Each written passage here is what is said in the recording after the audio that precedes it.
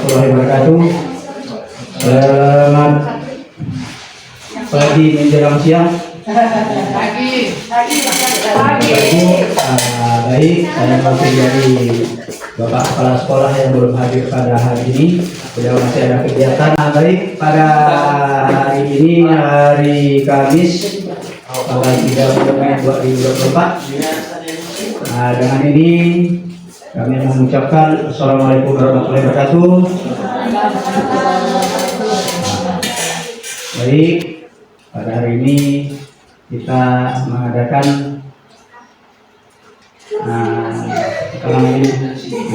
diseminasi budaya positif di SD Negeri 19 Singkawang yang nantinya akan diberikan pengarahan dari Bang Heri kita untuk melaksanakan tugas beliau. Mudah-mudahan untuk ini dengan kawan-kawan Bapak Ibu ada motivasi untuk bersama-sama untuk melanjutkan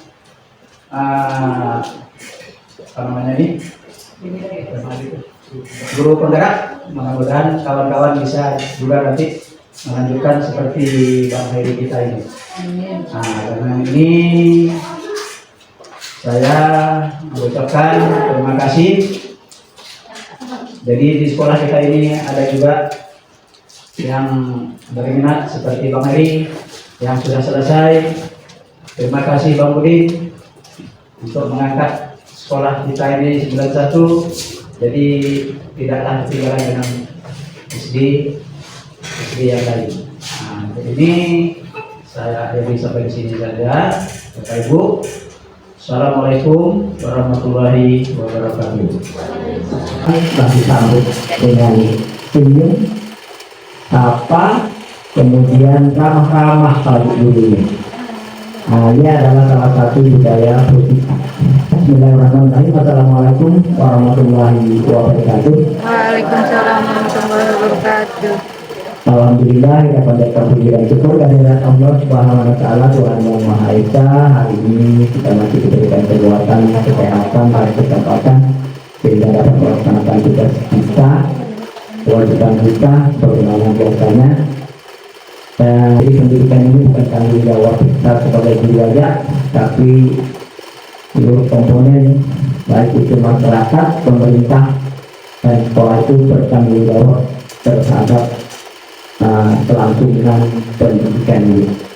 Dan kita di sekolah ini memang dituntut untuk memberikan pembelajaran yang diharapkan.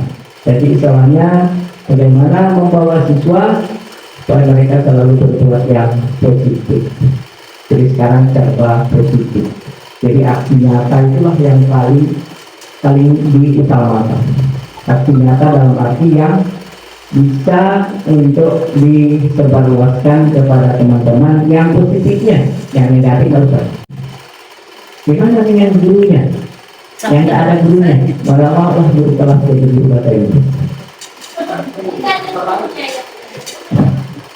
Jadi kemarin sudah ada di pelatihan yang mereka yang Inggris di Singkawang itu ada beberapa sekolah, kemudian apa lagi itu? Ada beberapa guru yang sudah berubah statusnya, tidak lagi jadi guru bahasa Inggris tapi guru kelas. Ini karena kemarin tuntutan tidak ada guru bahasa Inggris di sekolah. Tapi tahun ini, tahun pelajaran 2004-2005, bahasa Inggris dijadikan mata pelajaran wajib. Mata pelajaran wajib. Wajib.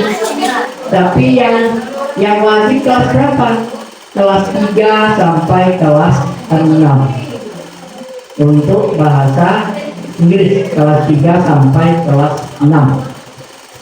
Tapi alhamdulillah kita di sini ada bahasa Inggrisnya, ya. Masih tidak lanjut masih lanjutkan ya. Jadi soalnya nanti Bapak Ibu pun telah bisa juga belajar ke kebetulan ada guru bahasa Inggris. Jadi bagaimana cara mengajarkan ini, bagaimana menyebutkan ini, belajar lagi lah. Tapi kalau yang nanti Pak Supriyadi ini tidak belajar juga, kita hanya tahu. Jadi yang berdua sedikit usaha, ya. apa yang dia ngartikannya. Jadi yang Lanjut ya, Bu. yang muda-muda lah, yang muda-muda ini adalah penerus guru-guru yang dah tua juga. Ya. Jadi kemudian daripada itu juga, sekarang misalnya di zaman digital ini serba digital, dan bahkan kemarin dikumpulkan juga istilahnya kepala sekolah dan petugas perpustakaan literasi numerasi. Oh, itu baru nggak tahu aja ya. Selang di Olo, selang pintar-pintar semua. Karena belajarnya hanya baca tulis itu, baca tulis itu. Di masyarakat dia yang diterapkan, baca tulis itu. Bagaimana cara menghitung, bagaimana cara menulis, bagaimana cara membaca. Calis itu ini Olo ya, Olo. Tapi sekarang dah anak-anak ini dia tuntutannya, dah berubah, kurikulumnya pun dah berubah. Jadi kurikulum sekarang dah kurikulum merdeka. Ini yang berat juga ini, ya, karena siswa dan memberi kemerdekaan, guru juga dan memberi kemerdekaan. Bagaimana menciptakan pembelajaran dan bagaimana siswa cara belajar, ya, merdeka. Jadi kita tinggal mengarahkan yang positifnya. Jadi anak sekarang nggak bisa ditekan-tekan lagi, nggak bisa ditekan-tekan lagi. Jadi literasi numerasi, kita mengumpul banyak tahu gak literasi itu. Saya di grup kepala sekolah lah, mungkin lagi tapi juga mudah ya. Kalau ada informasi dari dinas pendidikan, wah, coba pengertian. Tapi tak bisa habis. Untuk siapa itu? Kemarin ada istilahnya yang harus ngisi masalah implementasi kurikulum mereka juga. Tenaga pendidik dan sekolah, termasuk sekolah. Banyak sekolah-sekolah yang ngisi, termasuk guru-gurunya. Jadi dengan udah ada linknya di situ. Padahal di bawah tertera yang ngisi itu SD 82, SD 94, utara itu ada 3 sekolah dan tempat lain. Hanya sebagai simbol, hanya contoh aja. Ambil salahnya untuk sampel. Tapi mereka ngisi. Dalam buku ini ada kalian prinsip, dialah literasi kurang masuk, kurang dan paham apa yang dibaca, ya, kurang baca. Ada kalau informasi, bukan lagi bertanya, Pak itu gimana, Pak itu gimana, Pak, padahal tulisannya sudah jelas, ya. Dia istilahnya literasi. Jadi literasi bukan hanya sekedar baca lancar luar biasa, tapi nggak paham apa yang dibaca. Nah, nggak paham. Jadi literasi maksudnya bukan hanya sekedar baca bacanya, tapi paham juga apa yang dibaca. Oleh karenanya sekarang yang kemarin istilahnya ada pembiasaan membaca. Kadang istilahnya untuk membiasakan anak membaca. Sekarang sudah berubah jadi budaya membaca. Nah, kalau budaya sih dan memang luar biasa, ada lagi jalan setengah-setengah. Bakal dibiasakan setiap hari itu dilaksanakan. Itu namanya budaya membaca. Pojok baca, bisa nanti ditulis oleh yang ini manfaatkan dibagi 2 buku dia. Kemudian itu harap entah 15 menit ke setengah jam ya, ambil buku baca. Karena ini pesan saya dengan guru-guru yang masih muda ini, jadi soalnya karena kita dapat di dunia pendidikan, saya ikuti setelahnya aturan pendidikan, kemudian apa-apa program yang ada di pendidikan itu harus kita laksanakan. Jadi berinovasilah, berbuatlah dan berbagilah.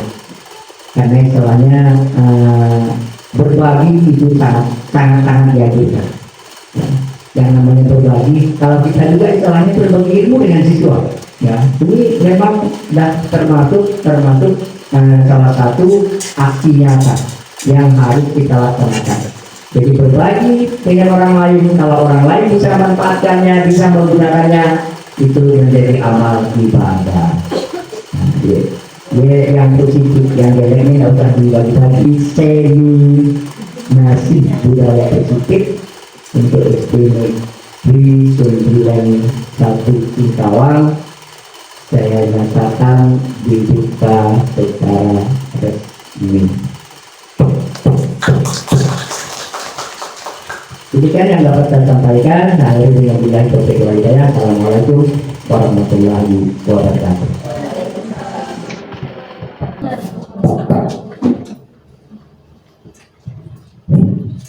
Bismillahirrahmanirrahim. Assalamualaikum warahmatullahi wabarakatuh. Selamat pagi menjelang siang Bapak Ibu dan Guru. Pada kesempatan kali ini izinkan saya Heri Abdul Nur Hakim berbagi praktik baik untuk melanjutkan tugas ya atau modul yang harus saya selesaikan, yaitu budaya positif Bapak Ibu. Jadi budaya positif ini jikalau dilakukan secara konsisten, kita lakukan bersama-sama, akan menjadi perilaku yang baik dan bisa meningkatkan karakter anak kita nanti kita. Saya di organisasi di SDN 91 ini. Jadi sebelum saya mulai, mari kita berdoa dulu ya Pak. Tadi, oke, kita berdoa dulu Bapak Ibu. Semoga apa yang kita lakukan hari ini menjadi berkah dari ridho Allah Subhanahu Wa Taala, Tuhan Yang Maha Esa. Berdoa dipersilakan. Berdoa selesai. Izin Bapak Ibu. Sekali lagi Bapak Ibu, saya berdiri di sini bukan berarti paham dan tahu ataupun terpintar dari Bapak Ibu. Jauh, saya jauh dari kata sempurna. Di sini saya mendapatkan ilmu mungkin lebih dulu Pak ya, sama seperti Bapak juga dulu atau Ibu Bapak dulu. Jadi apa itu budaya positif sebenarnya? Ini yang perlu kita bahas Bapak Ibu ya.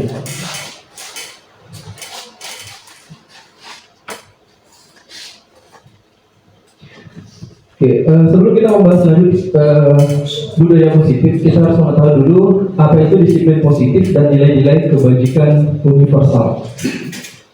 Sekarang saya minta dari Bapak Ibu, coba tangannya diangkat.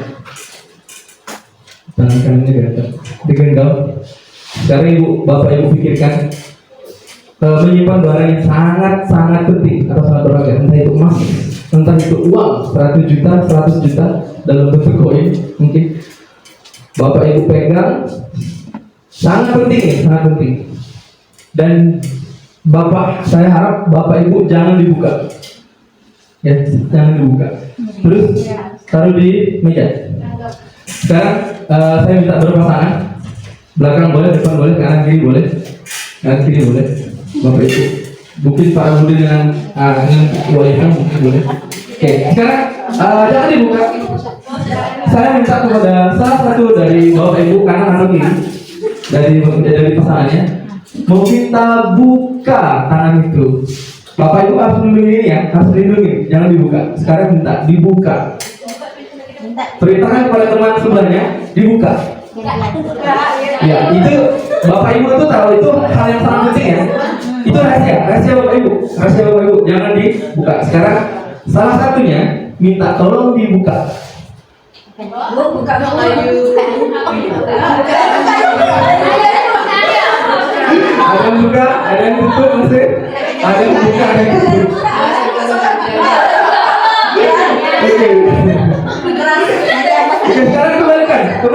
Misalnya tadi Miss Vidya Bu Bibia dan Miss Vidya, tolong dibuka. Ini barang penting ya, rahasia. Kembalikan lagi, bunanya dengan Bu Ayu, dengan yang lain. Bu Desi. Ya, Bu Desi bilang nggak mau ketemu Bu Desi. Bu Desi bilang nggak mau. Kalau Alisa dikasih ketemu barang putih. Bebas.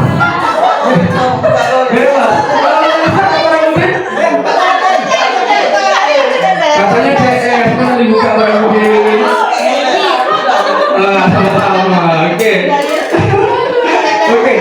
Baik Bapak Ibu, tadi kalau barang Udin dengan Bu Alisa buka dua-duanya. Berarti mereka saling percaya, saling mencintai, saling sayang. Beda.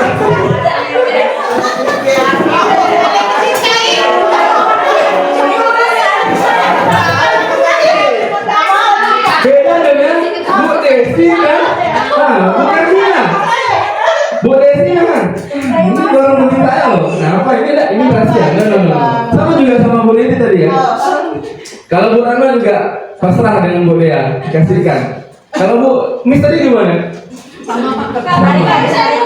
Nah, ada yang saling mempertahankan, ada yang membuka. Ya. Jadi Bapak Ibu sebenarnya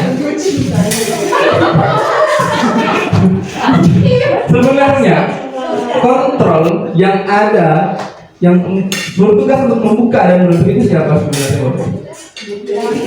Iya, Bapak Ibu sudah mengetahui itu. Tapi diri kita masing-masing, diri kita sendiri yang tahu kapan harus membuka dan kapan harus menutup. Dan persepsi lainnya, buat nanya. Saling mencintai itu ya. Ya, ini tadi kan siapa yang memiliki kontrol, memegang kendali semua, membuka dan menutup? Pasti kita sendiri.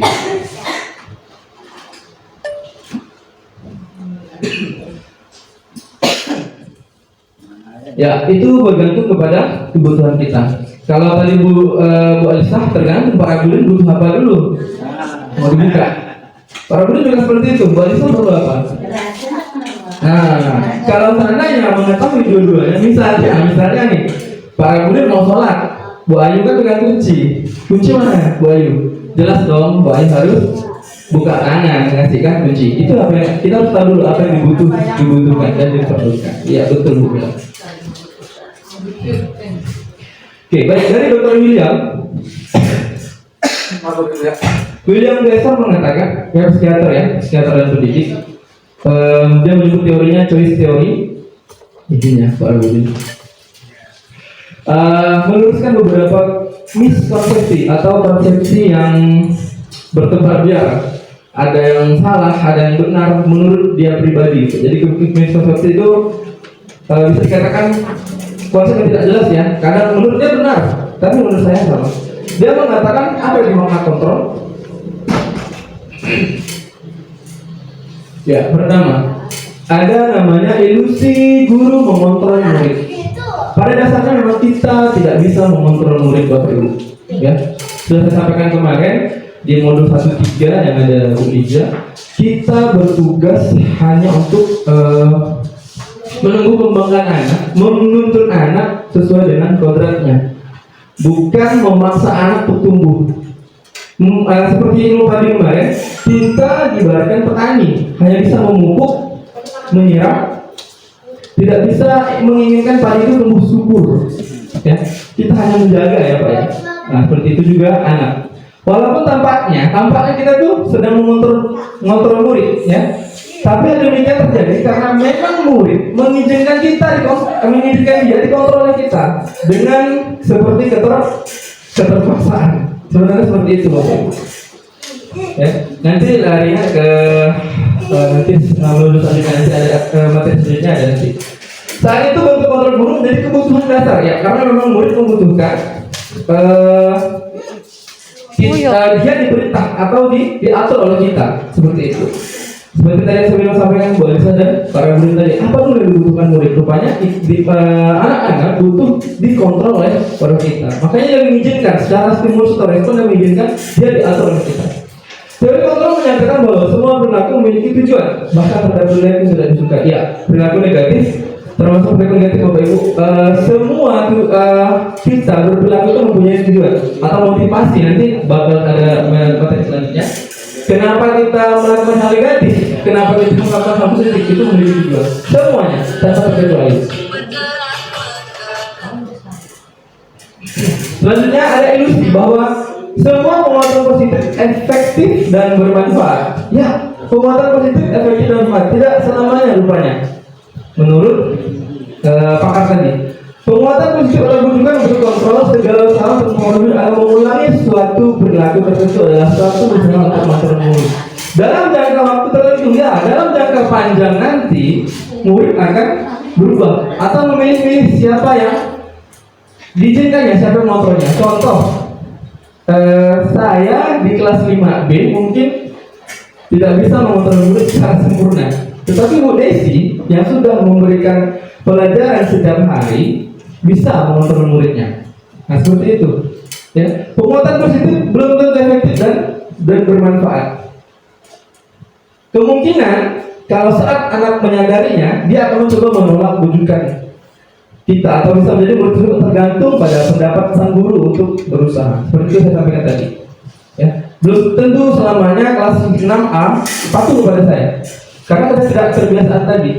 Tetapi 6A patuh kepada balita yang sudah biasa memberikan stimulus atau respon atau perintah yang baik. Selanjutnya Bapak Ibu, ilusi bahwa kritik dan membuat orang merasa bersalah dapat menguatkan karakter. Nah, ini rupanya sedikit berbahaya.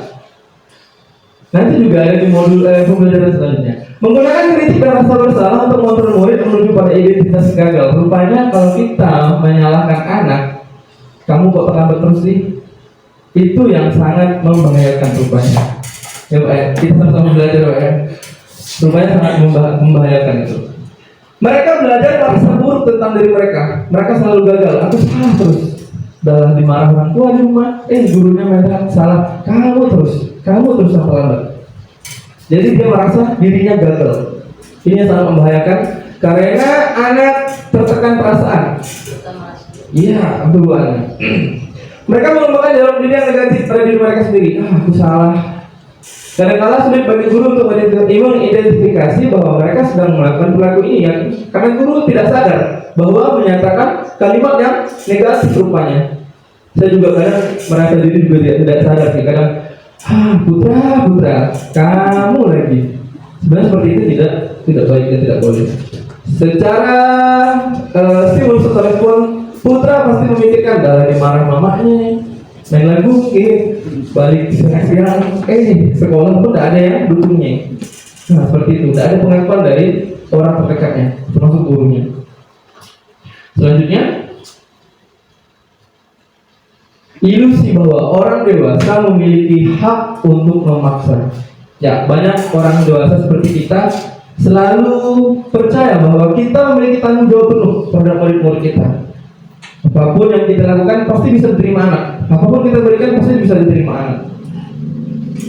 Padahal pada orang dewasa akan menyadari bahwa perilaku memaksa itu tidak akan efektif. Ya, saya mengakui itu. Kemarin pernah saya bilang sampai kepada Bapak Ibu, saya pernah teriak kepada anak, rupanya tidak efektif memang. Seperti itu, kembali lagi ya, Kak Desi ya. Kembali lagi, saya teriak kembali lagi itu. Seperti itu. Rupanya memang tidak efektif. Mungkin pada saat itu Yusuf sementara diam, waktu saya bilang diam. Tidak untuk jangka panjang. Nyatanya saat sekarang Yusuf masih saja waktu saya merekam kemarin, mukanya kamera. Tidak takut ya. Dan sebuah hubungan permusuhan yang terbentuk ya, dia akan menyimpan rasa dendam Bapak Ibu kepada kita.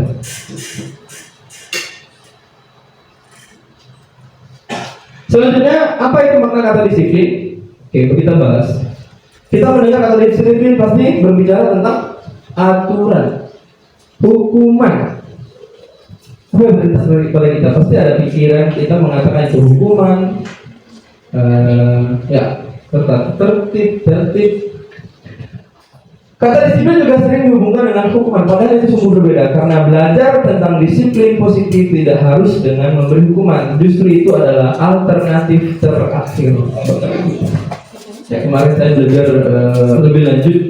Rupanya penghargaan itu sebenarnya adalah misalnya seperti yang contoh Bapak Ibu. Anak kelas 1 bisa belajar membaca. Seharusnya kita jangan memberi hadiah. Karena proses anak belajar itulah sebuah penghargaan buat diri sendiri, buat dirinya sendiri. Dia mampu membaca, itulah penghargaan terhadap dirinya sendiri. Saat kita memberikan hadiah, itulah kita sudah merenggut merenggut ke apa namanya? Merenggut kebahagiaan dia sebenarnya. Karena suatu saat kelas 2 nanti Pak Heri akan mengasih hadiah kembali kalau saya bisa mengerjakan soal. Pak Heri akan memberikan hadiah kembali kalau saya, Bu Bibi akan mengasihkan hadiah kembali kalau saya bisa juara. Dan pikiran anak itu pasti mengharapkan hadiah. Terus, ya.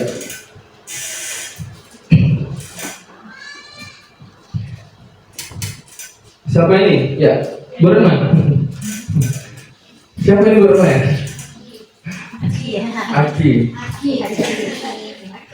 Aki Hajar dewasa. Ya, Bapak pendidikan kita menyatakan bahwa di mana ada kemerdekaan, disitulah ada disiplin yang kuat. Sungguh pun disiplin itu bersifat self disiplin, yaitu kita sendiri yang mewajibkan kita dengan sekeras-kerasnya. Seperti saya Bapak Ibu ya, nanti setengah 7 ya. Maksud saya datang 7 lewat. Kata Bapak saya Pak ya, yang buruk dengan itu Pak ya. Ya saya juga sedang berusaha untuk memperbaiki diri. Mewajibkan kita dengan sekeras-kerasnya, tapi itu sama saja. Sebab jikalau kita tidak cakap melakukan self disiplin atau diri kita sendiri, menggali motivasi kita sendiri, wajiblah penguasa lain mendisiplinkan diri kita. Ya, jelas. Harus ada seseorang atau pihak ketiga yang mengatur kita. Ya Bapak Ibu, saya juga kadang berpikir sepertinya SDN 91 kalau didatangin kepala sekolah killer, semua datangnya setuju semua nih. Termasuk saya mungkin. Kemarin sempat kita itu kan Pak ya. Ya Bapak Ibu mohon maaf ya, karena memang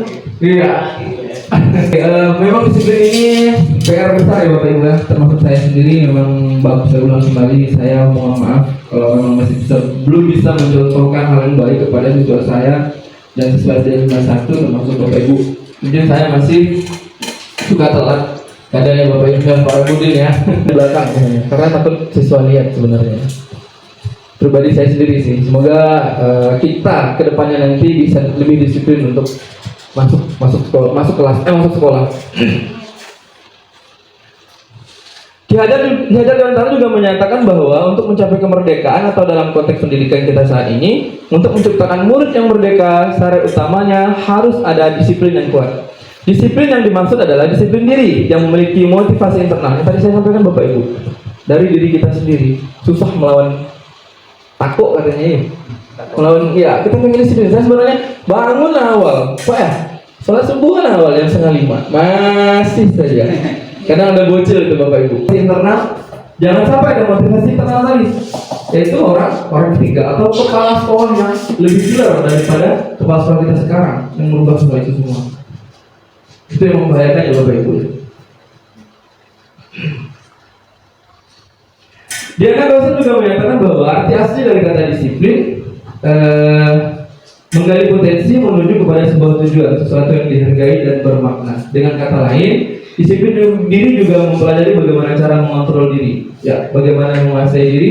Dan ini larinya ke profil pelajar Pancasila, yaitu profil mandiri. Kita bisa mengatur waktu, bisa mengatur manajemen waktu. Dengan kata lain, seorang memiliki disiplin diri berarti mereka bisa bertanggung jawab terhadap apa yang dilakukannya. Sangat jelas. Sebagai pendidik, tujuan kita adalah menciptakan anak-anak yang memiliki disiplin diri sehingga mereka bisa berperilaku dengan mengacu pada nilai-nilai kebajikan universal dan memiliki motivasi intrinsik. Bukan dari kita yang atur. Anak-anak kamu harus masuk jam segini, tidak. Anak-anak kamu harus seperti ini, tidak. Tapi muncul dari dirinya sendiri, bukan dari perintah gurunya atau orang lain. Apa itu nilai kebajikan universal? Diana Gosset tadi mengatakan mengartikan disiplin itu sebagai kontrol diri, yaitu belajar untuk mengontrol diri mencapai suatu tujuan yang mulia. Tujuan mulia di sini mengacu pada nilai-nilai prinsip mulia yang dianut seseorang. Inilah yang dinamakan dengan nilai kebajikan. Apa itu nilai kebajikan? Ya, nilai kebajikan yang seperti ini bersama, lepas dari suku, bangsa, agama, kita lepaskan dari suku apapun, dari agama apapun, dari latar belakang apapun. Nilai-nilai kebajikan ini adalah kita sepakat di bawah nilai-nilai kebaikan yang tumbuh, yang harus tumbuh. Nilai-nilai karakter yang tumbuh pada diri kita dan siswa kita. Apa itu? Kembali ke sini Bapak Ibu. profil pelajar Pancasila. Ya, beriman, bertakwa kepada Tuhan Yang Maha Esa, beragama mulia, mandiri, bernalar kritis, kreatif, bergotong royong, berkebinekaan global. Tetapi ada juga organisasi lain mengatakan, apa itu yang nilai kebajikan universal? Dan kita mengatakan profil pelajar Pancasila. Lihat Bapak Ibu, sama. Nilai-nilai kebajikan ada keterbukaan, kebersihan, komitmen, belas kasih, percaya diri. Ini ada 6 organisasi Bapak Ibu, tetapi saya mengambil 2 organisasi saja dari profil pelajar Pancasila dan dari institusi organisasi dari virtus proyek-proyek penilaian nilai kebajikan. Tuh, tanggung jawab, rasa hormat, pengabdian, bijaksana, bersyukur, toleransi, berprinsip, bersahaja, pasti selalu nilai-nilai kebaikan Bapak Ibu. Ada integritas, termasuk masih, berarti masih menyinggung tentang profil pelajar Pancasila Bapak Ibu. Wah, time to ice breaking, nanti saja. Oke, kita lanjut. Materi selanjutnya teori motivasi, hukuman, dan penghargaan dan restitusi. Apa itu motivasi, hukuman, penghargaan, dan restitusi? Ya, mari kita tanya pada diri kita sendiri. Bagaimana kita telah berperilaku? Mengapa kita melakukan segala sesuatu? Apakah kita melakukan sesuatu karena ada dorongan dan lingkungan? Atau ada dorongan lain? Terkadang kita melakukan sesuatu itu karena untuk menghindari rasa sakit atau ketidaknyamanan. Terkadang kita juga melakukan sesuatu untuk mendapatkan apa yang kita mau. Terkadang kita melakukan sesuatu karena ingin dituai pujian, karena uang, dan karena lain-lain. Bukan dari motivasi intrinsik kita diri sendiri.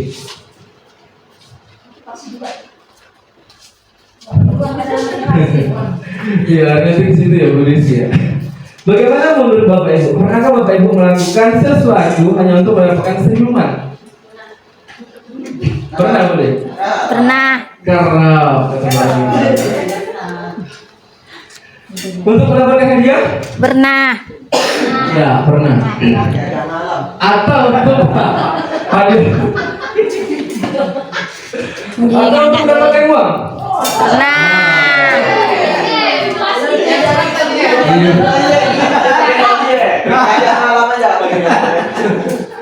Ibu ya, Bapak Ibu ya.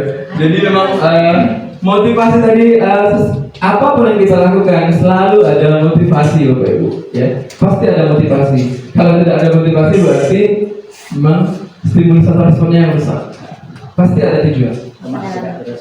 Ya betul. Structuring school disiplin menyatakan ada 3 motivasi perilaku manusia. Ini sangat penting Bapak Ibu. Pertama, untuk menghindari ketidaknyamanan atau hukuman.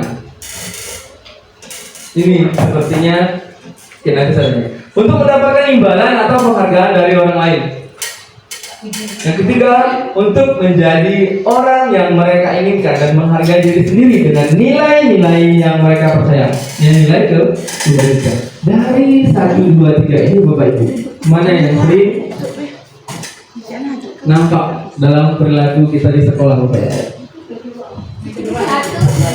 1, 3. Saya gini Bapak Ibu, saya pernah itu tadi saya sampaikan Bapak Ibu. Saat saya kemarin jadi GTT di Sepangkai, saya merasakan diri saya di posisi ketiga.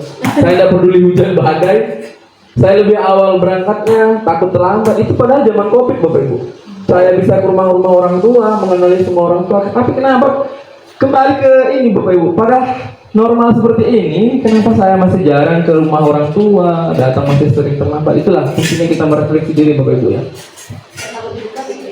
Apa itu kondisi? Itulah kondisi. Padahal lebih dekat sebenarnya kan, bisa istilahnya asik dengan orang tua sebenarnya kan. Nah itu tantangan pada diri. Bahkan maaf Bapak Ibu, saya ke Sepantai itu seperti putra ya Pak Ambilnya. Soal tahun depan berubah. Kita semua Bapak Ibu, jangan sampai ke tahun depan. Berubah hari semester baru nanti. Oke, yang pertama untuk menghindari ketidaknyamanan atau hukuman. Siswa sering melakukan hal ini. Takut dihukum, masuk lebih awal. Takut dihukum, pakai sepatu. Takut dihukum, ngerjakan PR. Ya, bukan timbul dari motivasi intrinsiknya. Yang kedua, untuk mendapatkan imbalan atau penghargaan dari orang lain. Ya, pengen dipuji kata Bu ya. Nah, pecibu. Butuh pujian dari orang lain. Seperti itu. Siswa juga kadang pernah melakukan seperti itu. Jangan siswa, kita pun juga kadang juga pernah melakukan seperti itu. Dan saya harapkan kepada Bapak Ibu semoga kita nanti suatu saat bergeser ke poin ketiga, melakukan sesuatu karena dengan kita menghargai diri sendiri dengan nilai-nilai kebajikan yang tadi saya sampaikan. Profil pelajar Pancasila. Ya ujung-ujungnya apa tadi Pak? Ujung-ujungnya ikhlas Bapak Ibu ya. Ikhlas bakti bina bangsa. Itu pramuka ya. Oke, apa itu hukuman? Bapak Ibu, hukuman ini bersifat tidak terencana atau tiba-tiba. Contoh, Dayat mana ya? Jin mana? Dayat datang telat, langsung ditutup pagar. Dayat kamu saja jangan masuk. Ya, itulah disebut hukuman. Hukuman terkesan tidak ada faedahnya. Rasanya tidak ada faedahnya, tidak ada fungsinya. Di Dayat dibiarkan siang-siang sampai siang, nggak akan masuk pelajaran, nggak akan ngapain-ngapain, cuma duduk di sini. Nah, hukuman itu bersifat langsung dan itu dari gurunya, bukan dari kesepakatan antara siswa dan murid. Dan murid tidak tahu menahu. Dah kamu nggak tahu fungsinya apa, nggak tahu peraturannya kapan dibuat. Nah itu hukuman. Dan tidak ada faedahnya, tidak jelas lah yang jelas. Ya hukuman. Ya, tuh tanpa melalui suatu kesepakatan dan pengarahan dari pihak guru. Hukuman yang diberikan bisa berupa fisik maupun psikis. Tadi bisa dengan pukul, bisa dengan seperti tadi. Dulu kita sudah sampai jam 1. Dan tidak tahu mana, udah sampai jam 1 dulu di situ. Ah, itulah namanya hukuman. Tidak ada faedahnya. Apa itu konsekuensi? Konsekuensi adalah sudah terencana atau sudah kita atur, sudah kita buat, kita sepakati dengan siswa dalam berkelompok atau ramai. Ya, kita sepakati, sudah dibahas, disetujui oleh murid dan guru. Itu kesepakatan kelas kata Bu Ayu. Konsekuensi yang akan diterima, ada konsekuensi yang akan diterima bila melanggarnya. Seandainya contoh, Dayat datang, Dayat, kamu datang terlambat Dayat. Oke, Dayat boleh masuk. Tapi Dayat hafalkan perkalian ya, 1 sampai 9 saja. Perkalian 9 saja. Bapak mau dengar Dayat. Itu masuk konsekuensi Bapak Ibu. Dayat kamu datang telat Dayat. Dayat sekarang tulis ya. Kertas 10 kalimat karena Dayat masih kelas 2 Bu Ana kelas 3 ya. Kelas 3 Dayat disuruh nulis 10 kalimat. Saya berjanji tidak akan terlambat lagi. Saya berjanji tidak akan terlambat lagi. Saya berjanji tidak akan terlambat lagi. Itu masih masuk konsekuensi. Dayat melakukan sesuatu karena melanggar kesepakatan sekolah. Karena masuk telat. Ya, Bapak Ibu ya.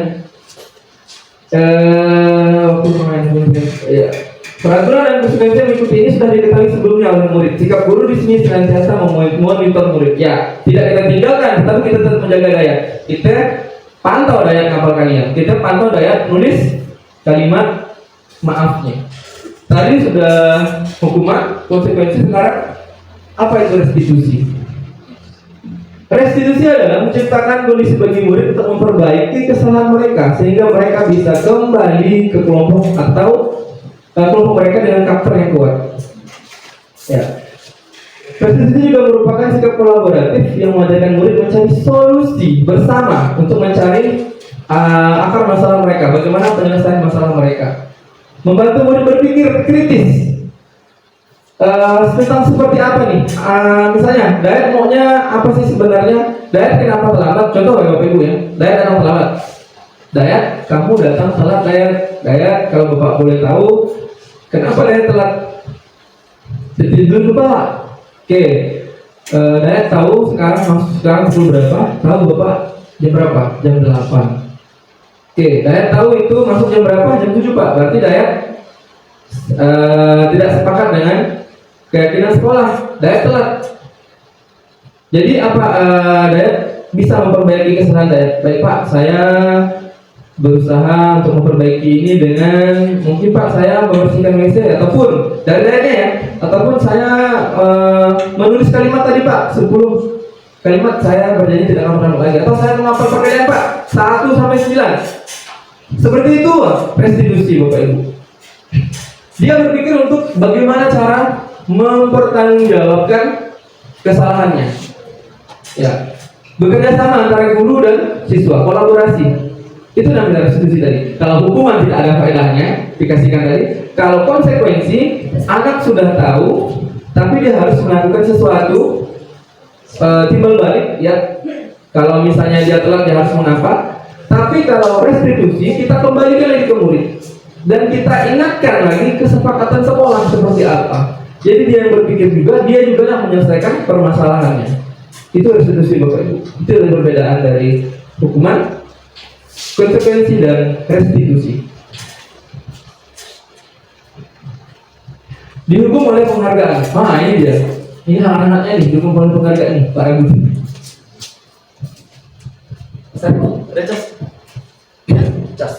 Oh, ada di sini di kantor. Oke, Alfiqan mengemukakan baik penghargaan maupun hukuman adalah cara mengontrol perilaku seorang yang menghancurkan potensi untuk pembelajaran yang sesungguhnya. Menurut Kon, secara ideal, tindakan belajar itu sendiri adalah penghargaan sesungguhnya. Ya, saya sudah sampaikan tadi Bapak Ibu. Seandainya ada anak yang pandai membaca, kita beri hadiah, itu kita sedang merebut penghargaan dirinya sendiri. Seharusnya kita tidak memberikan hadiah itu. Proses dia belajar itu sudah luar biasa. Itulah namanya penghargaan tertinggi untuk anak A itu. Bukan dengan kita memberi hadiah 1 juta atau 100.000. Bukan seperti itu Bapak Ibu. Penghargaan dia bisa membaca itu prosesnya, itulah penghargaan yang sangat tertinggi kepada dirinya sendiri. Nanti Bapak Ibu ya. Ya. Nah, Alfiqan juga mengatakan penghargaan merusak hubungan. Contoh, ketika ada seseorang diberikan hadiah, dipuji di depan orang banyak, pasti ada beberapa kepala yang ingin ataupun iri dan tidak menyukai orang yang diberikan hadiah itu. Wah tonjol ya, dia tolong ya. Nah seperti itu. Jelas, kata Alfiqan, penghargaan tersebut merusak hubungan. Jelas, silaturahmi jadi rusak ini. Kedua, mereka yang percaya bahwa mereka tidak memiliki kesempatan. Ya, mereka percaya kalau mereka tidak mempunyai kesempatan. Dah, hafsah tolen 21. Dah santri. Dah santri tolen 21 kapan belajar? Tetapnya gitu deh. Nah itu dia. Ya, dia tidak memiliki kesempatan dan berhenti mencoba. Itulah salahnya. Kalau kita memberikan penghargaan sebenarnya. Kalau menurut pribadi saya, menurut hemat saya, penghargaan itu boleh, tetapi jangan di depan orang ramai sepertinya. Nah, jadi penghargaan itu boleh, tetapi jangan sampai diberikan di dalam atau orang ramai. Sebenarnya. Seharusnya ya tadi Bu Devi. Dan saya dengar juga kurikulum merdeka sekarang tidak ada yang tidak naik loh, para budin. Tidak ada yang tidak naik loh. Sebenarnya ini semua ini, PR besar kita nih. Iya Bapak. Merdeka tidak ada yang tidak naik. Kalau kita ketahuan habis kita dilaporkan. Anak harus naik terus. Ya Bapak Ibu ya. Jadi menurut pribadi saya, penghargaan itu boleh diberikan, tetapi mungkin jangan di dalam keadaan ramai. Gimana Bu ya? Ya sebenarnya saya juga kurang setuju sih. Saya pribadi kurang setuju kalau ada juara di rapor. Ya udah distribusikan saja. Jadi yang tahu tolong buka di rumah aja gitu. Seperti itu. Jangan sampai ada dia sebenarnya kalau pribadi saya. Nah, itu tadi.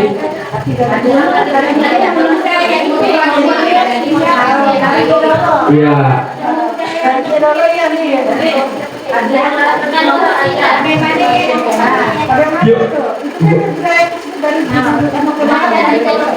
Iya, motivasi dan jadi tradisi, jadi budaya ya. Jadi budaya. Bagaimana cara kita? Ya, bagaimana berhenti? Saya juga belum menjelaskan. Sebenarnya itu kalau saya menjelaskan ya, saya tapi kalau ukuran saya tidak sering yang itu. Dan saya itu pengabdi dan saya dukung ya. Kenapa ya? Karena itu kan cuma berbentuk teori, yang praktek kan kita, iya ya. Bahasanya itu sebenarnya adalah teori itu ya. Yang prakteknya HP, ya. Mungkin tidak berpendapat dengan itu kan. Yang prakteknya HP, ya kalau bagi kita. Yang lebih tahu kan pasti yang praktek daripada yang teori. Ya, yang menjalankan. Ya. Saya manusia, bagaimana nih? Ini bahasanya dia. Bagaimana caranya disederhanakan? Nah, kalau menurut hemat anak lah pendapat saya. Atau ada Pak Ibu, gimana semestinya dari pemilihan? Gimana yang jadi budaya? Dari dulu iya. Ada dari dulu ya kan? Ya betul kata para beliau tadi. Ya betul. Sesuai kondisi lah Bapak Ibu ya, sesuai kondisi. Ya tadi kata saya memilih kalau masih ada ya, memang saya memilihkan aja kalau dia. Ya betul. Saya bertakut ke poin 1. Aku ke poin 1 saya. Kawannya marah dengan perjuangan. Dan kedua, ujung-ujungnya Putra nggak mau usaha, Carmila nggak mau usaha, Arti nggak mau usaha ya lah. Mahal deh boleh perjuangan satu perasaan deh saya itu. Iya benar. Kasihan dengan anak-anak yang kurang dari kawan-kawan yang lain.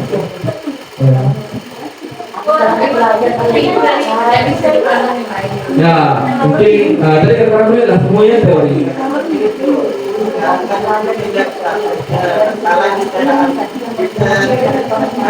Maunya kurikulum merdeka lagi sebenarnya ya. Iya. Kan biasa ada yang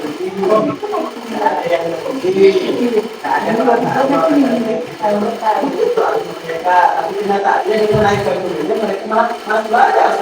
Ya betul. Sama dengan karena dikasih penghargaan telah pun diberi naik kok dan jadikan ulangan pun naik kok Ketika itu juga kami berpikir kita pelajaran hari itu dan juga hadiah itu betul. makanya teori itu tergantung juga pada situasi yang begini yang kita mempraktekkan. Betul. Kementerian maunya sempurna sebenarnya. Kementerian maunya sempurna, tapi kita yang jalankan itu lah yang tahu sebenarnya siswa kita. Tapi dengan yang di kota, soalnya tinggi-tinggi, top semua dikasihkannya ke kita. 91, ternyata lah ya pemama-mama semua ya. Saya pernah salut dengan apa dua. Ya gopo deh, mama-mama. Mama ini, mama.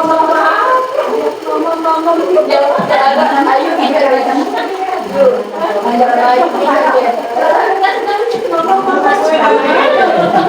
Beda kasus kedua Bapak Ibu. Kasus kedua, ada anak-anak yang bisa ngatur kata, atau kalimat, atau huruf. Itu adalah suatu keterampilan baru. Dia sadar udah bisa tahu baca, tahu ngatur. Inilah sebenarnya penghargaan dia sendiri sebenarnya. Gak perlu ada yang lain sebenarnya. Jika kita memberikan penghargaan kepada seseorang anak pada saat dia sedang merasa bangga-bangganya dengan pencapaiannya sendiri, maka kita sedang mengambil kegembiraan yang saat itu sedang dirasakannya secara alamiah. Yang sudah di Bapak Ibu.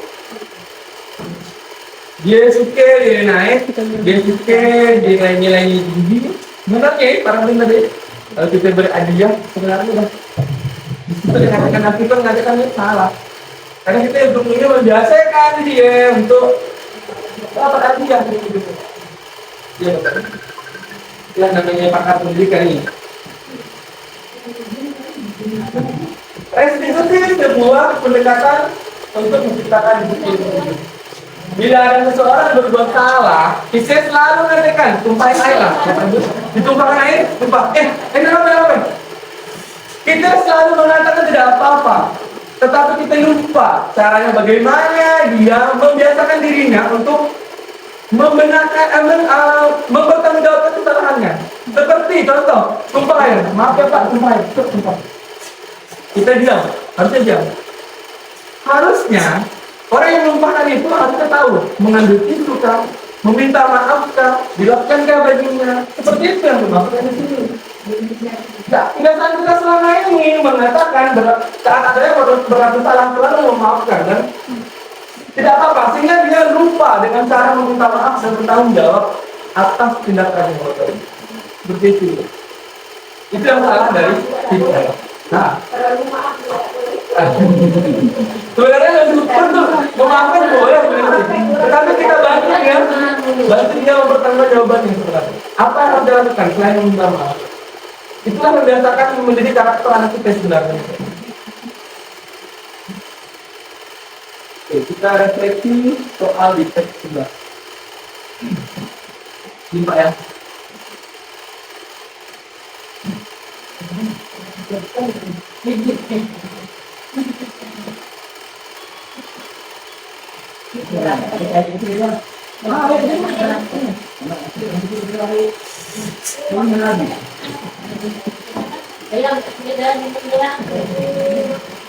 Bapak Ibu, nampak nggak? Aduh, Pak.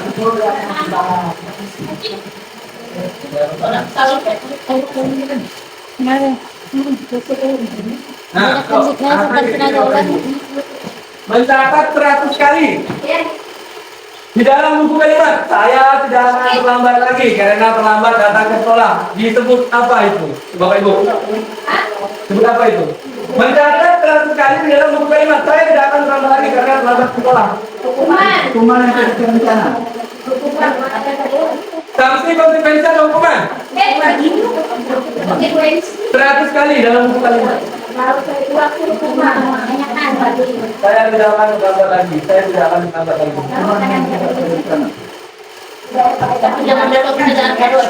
Saya rupanya kasusnya anaknya tidak tahu nulis atau baru-baru tahu nulis. Baru-baru tahu nulis. Harusnya ada kan? Tak mati. Kita lihat. Tuh. Karena kasusnya mungkin anaknya baru pandai nak nulis.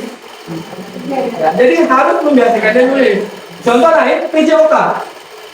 Ada Yusuf telat datang di pelajaran Pak Supriyadi. Pak Supriyadi nyuruh dia lari.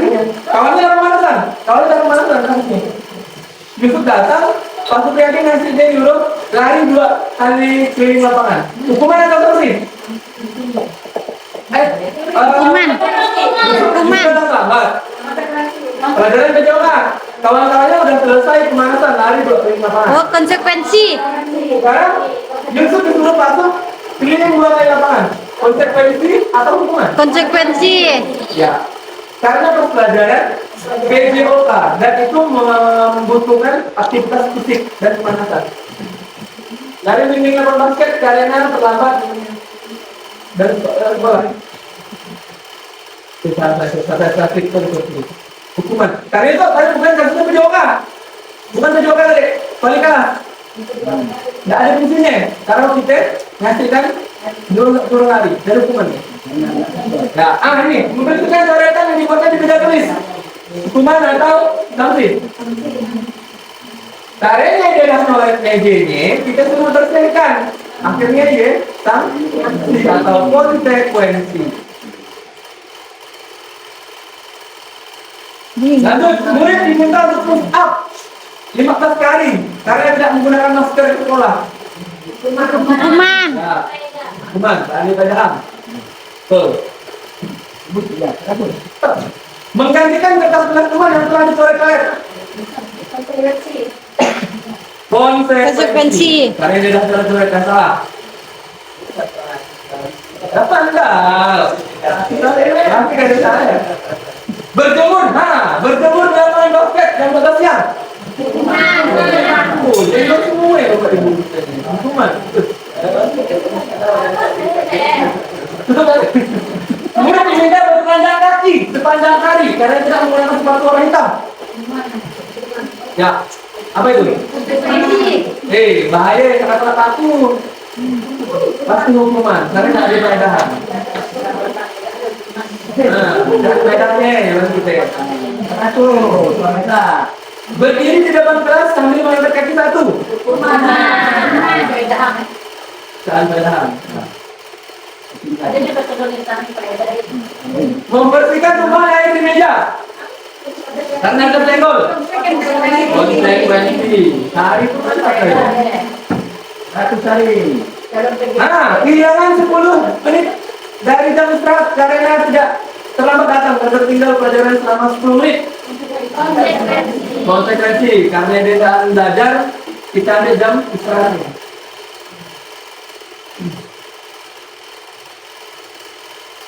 Duduk di bangku di pinggir lapangan pada jam istirahat, tidak diizinkan bermain pada oleh guru tiket karena mencederai teman saat bermain di lapangan. Tetap konsekuensi karena dia tidak sengaja. Tetap harus ada konsekuensi dari perbuatannya. Terlambat hadir di pembelajaran dari 15 menit dan diminta untuk tinggal 15 menit. Konsekuensi. Nah, itu yang tadi pengertian tadi. Hari di pelajaran 7 OPA. Konsekuensi. Lanjut. Apa yang berfungsi? Enggak. Oke Bapak, Bapak Ibu kita main bentar. Aduh, bisa. Kan itu SD. 2, 4, 6, 8, 10, apa? Boleh? Ganti ke sini aja. Tepuk tangan.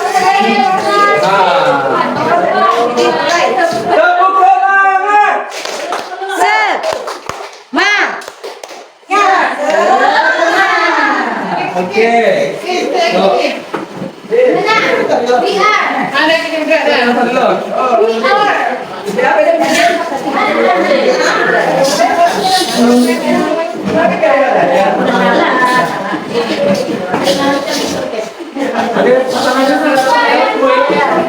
Oke, saat saya bilang klep, tepuk tangan.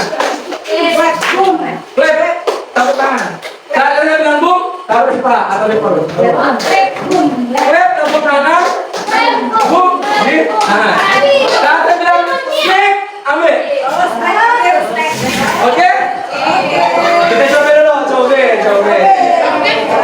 Saya bilang klep, tepuk tangan. Saya bilang belum, taruh situ, snack, ambil. Berebut. Konsentrasi. Oke, kita coba dulu. Clap. Boom. Clap.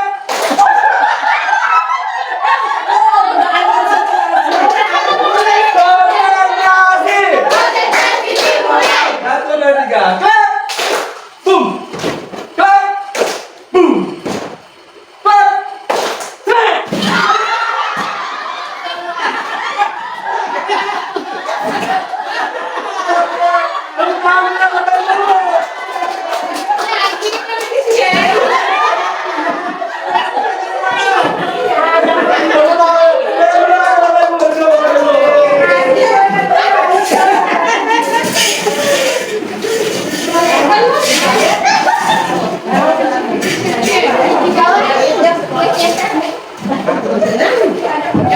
Oke, itu mungkin dulu tidak ada namanya kesepakatan dulu.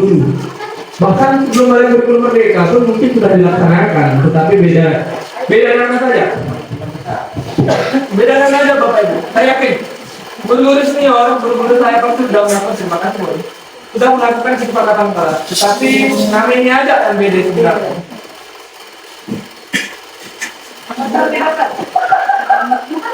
Oke, apa yang keyakinan kelas? Keyakinan kelas adalah sesuatu yang disepakati, kalimatnya mudah diingat agar nantinya menjadi kesepakatan kelas. Keyakinan kelas jadi kesepakatan kelas. Banyak kelas-kelas kawan-kawan yang sudah saya lihat sudah ada kesepakatan kelas. Berarti sudah buat keyakinan kelas. Dimana guru menyatakan dan siswa sepakat semuanya. Keyakinan kelas bisa lebih abstrak Bapak Ibu, lebih nyata daripada peraturan. Peraturan kadang betul-betul ya, cuma tidak dijalankan. Seharusnya keyakinan kelas yang mudah dijalankan kita kasih. Kedua, keyakinan kelas berupa pernyataan universal umum, Bapak Ibu dapat menuliskan visual.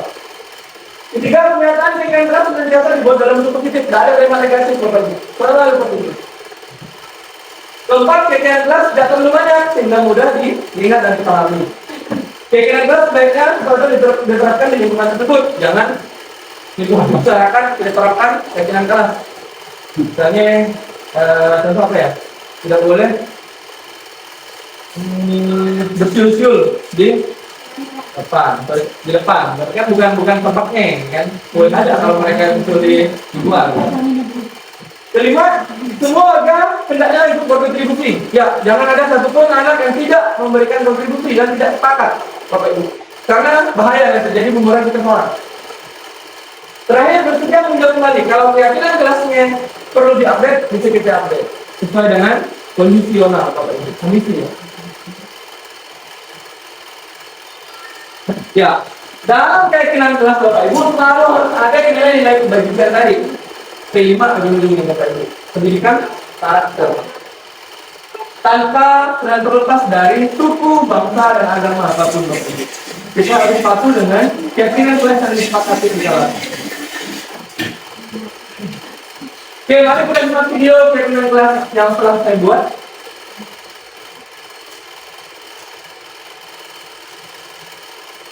Izin ya, Bu Desi.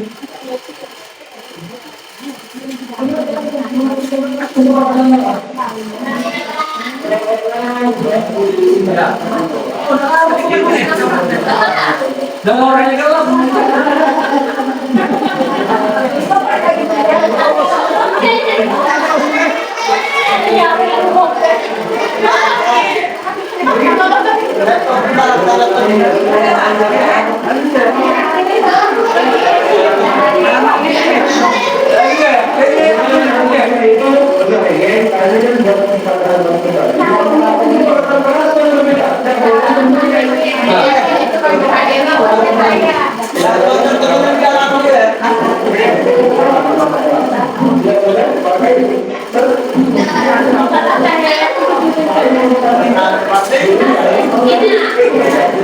jadi Bapak Ibu,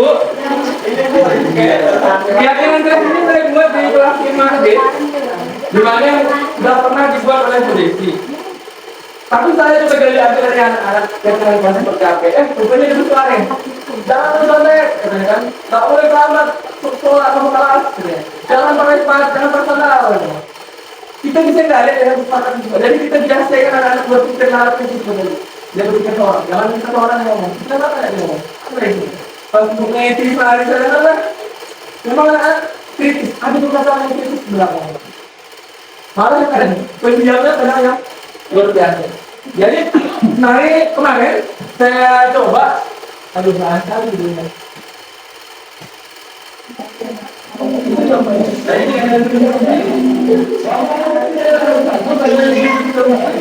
Jadi anak-anak disuruh nulis.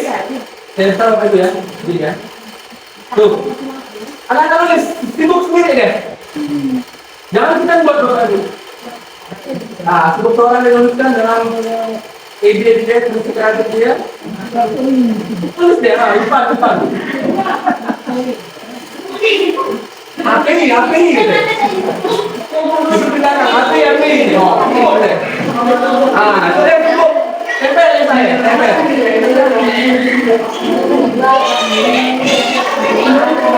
Suka ini Bapak Ibu. Ayo sudah saya ini, suka makanya itu tambahnya.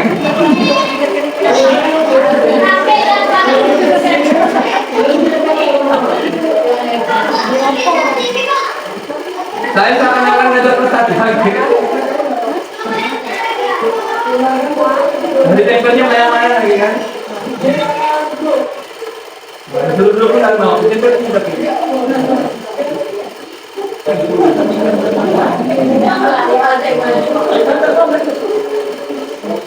Kita bacakan lagi. Ada yang maksudnya tidak boleh sekolah, tidak boleh makan saat guru selesai. Harus dengarkan dulu, jelaskan, betul nggak ya kesepakatannya?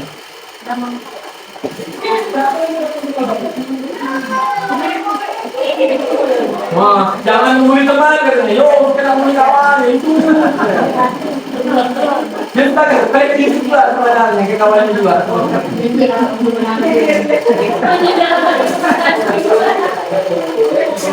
Nah, langsung kita kasih penguatan. Jangan sampai ada yang bully kawannya. Jangan sampai ada yang terlambat masuk kelas. Jangan sampai ada yang makan. Jadi kesalahan fokus Bapak jelaskan seperti itu. Itu dari penguatan aja Bapak Ibu. Lalulah kita buat jadilah kesepakatan dari keyakinan keyakinan ya? Iya, sepakat aja. Dengan Bapak Ibu ya, jangan sampai kita yang buat, kita turut menyepakati yang jelas anak-anak yang buat. Itu hasilnya itu.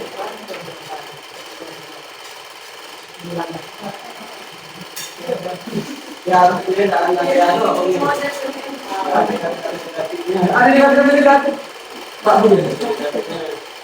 Harus dibikin film. Itu selanjutnya ya.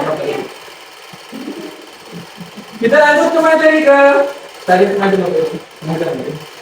Kebutuhan dasar manusia. Nah ini udah hampir seru-seru enggak nih Bapak Ibu? Malah sebenarnya agak ngantuk tapi kondisi memang sebenarnya. Nah intinya kebutuhan dasar manusia dan dunia berkualitas.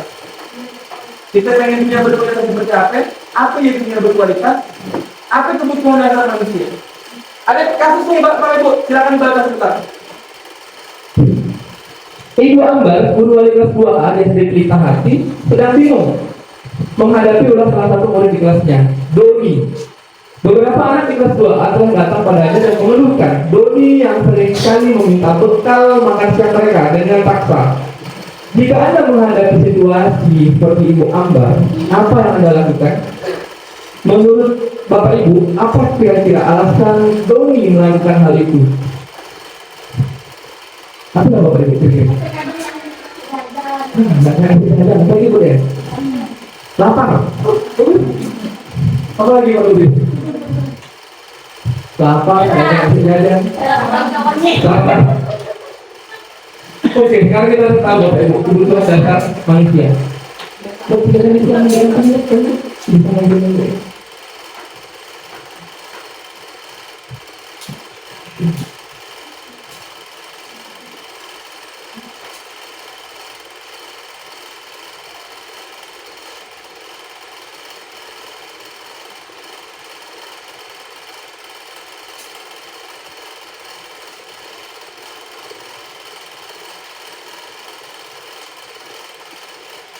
Minum efikasinya.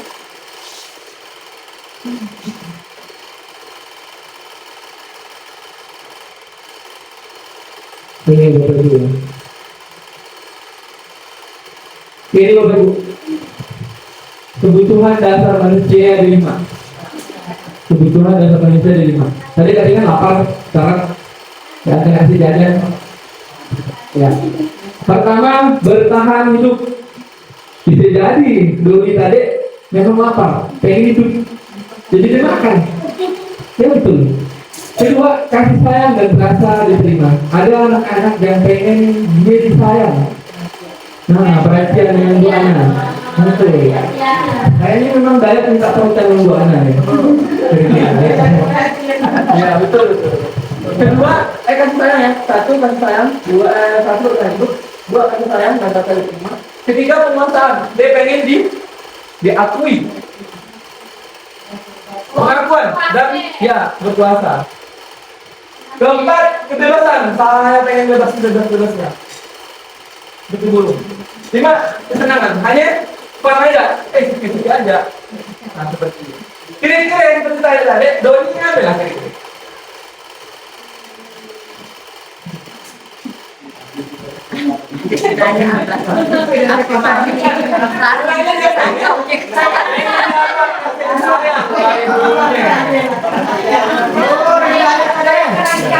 Iya, jalannya ya. Udah. Mana lihat saya itu? Dia juga khawatirnya saya jadi belum datang, bukan itu.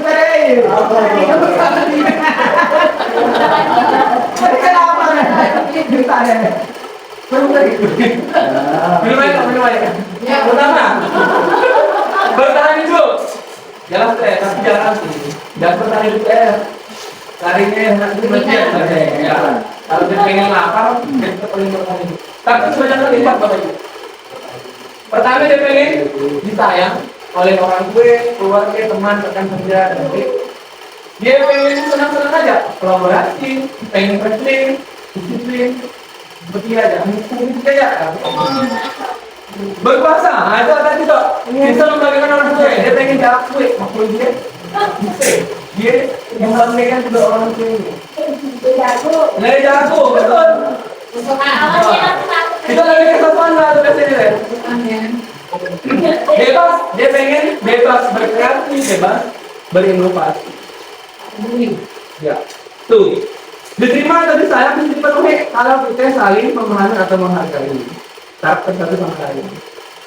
Penguasaan atau pengakuan bisa dipenuhi kalau kita yakin kemampuan pada diri kita, motivasinya tumbuh dari diri kita atau intuisi.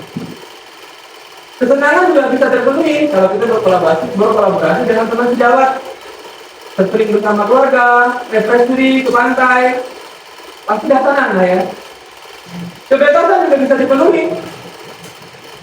Kebebasan bisa dipenuhi kalau kita yakin dengan kemampuan saya, kemampuan intrinsik tadi, tanggung jawab dan tujuan yang ingin dicapai.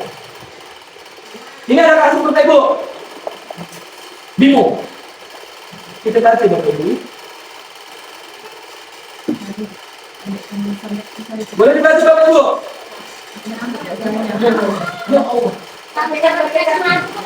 Bimo, saya baca dulu. Bimo seorang anak TKB selalu berlari keluar kelas menuju jalan raya besar. Dengan penuh keramaiannya, tingkahnya membuat guru Bu Ani bingung seringkali mengejarnya. Ada beberapa kemungkinan jawaban yang diberikan Bimo. Aku senang main kejar-kejaran dengan ibu guru. Seru. Dia butuh apa sebenarnya? Ya, mengucap tuntas dan banget. Dia pengen dapat perhatian. Bu anak itu. Senang. Kalau dia pengen bahagia aja, main-main aja lari-lari. Sorry. Ibu kejar aku karena aku hebat kan Bu, bisa bikin ibu guru kejar aku. Hebat aku tuh orang penguasaan. Ya, dia bangkit. Ya. Aku bosan. Nah, bosan suka kalian katanya. Dia pengen? No, bebas. Ya, dia pengen bebas. Bosan deh, apa? Betul katanya. Sekarang harus Dinda. Ibu guru bilang, aku tidak boleh bersenandung waktu mengerjakan tugas. Katanya, kelas harus tenang, tidak ada suara. Kan nggak seru jadinya. Pengen apa deh Bapak Ibu? Pengen kesenangan. Nah, kita coba klik kesenangan. Nah, memang jangan kesenangan. Dia pengen bebas saja, bersiul-siul. Nyanyi. Ibu guru tidak menyapaku hari ini, padahal aku pakai jepit rambut baru. Iya, betul. Lalu cinta dan kasih sayang, perhatian. Ini diperhatikan. Ada yang baru. Ada yang baru.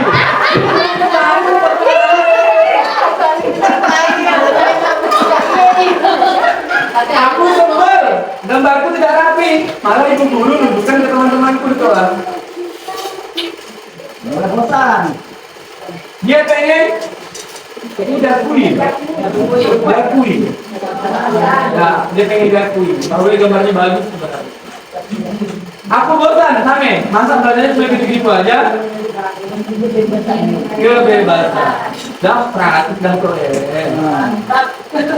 Lo udah berapa menit itu? 1 jam 10 menit. Wow. Kita lanjut baca dulu.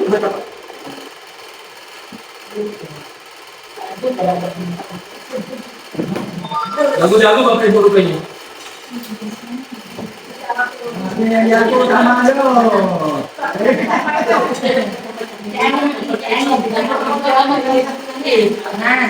Bapak Ibu, apa yang sebenarnya dunia berkualitas?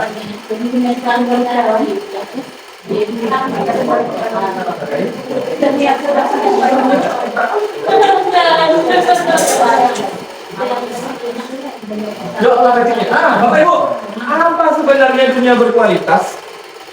Sebenarnya dunia berkualitas adalah apa yang di dalam pikiran kita yang selalu nyaman dan dilengkapi dengan semua kebutuhan kita. Pengen nggak Bu Nana dapat foto? Pengen nggak tinggal di istana? Nyantai kerek-kerek makan dodol yang karo.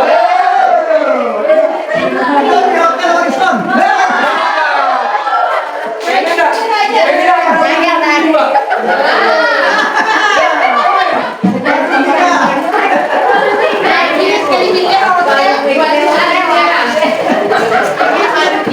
Pengen habis kan? Apa-apa kita pengen bahagia kan, Miss kan? Pengen segala sesuatu yang dilengkapi fasilitas kenyamanan. Inilah sebenarnya gambaran dunia berkualitas. Tapi sayang, seribu sayang kita dan bisa masuk ke dunia ini. Pasti ada. Pasti ada. Di antara yang paling ada yang nggak kita bisa ikuti. Sungguh rapi pun, rapi Sultan Andara masih ada yang tidak dibahagiakan. Pasti ya. Rapi nanti dimana? Cewek cowok ini. Pasti dia pengen anak cowok cewek. Saya lah. Tanya Bu Nana dia bisa anak kamar deh. Pasti ya. Dari dunia berkualitas ya Bapak Ibu. Tidak minta tambah dia.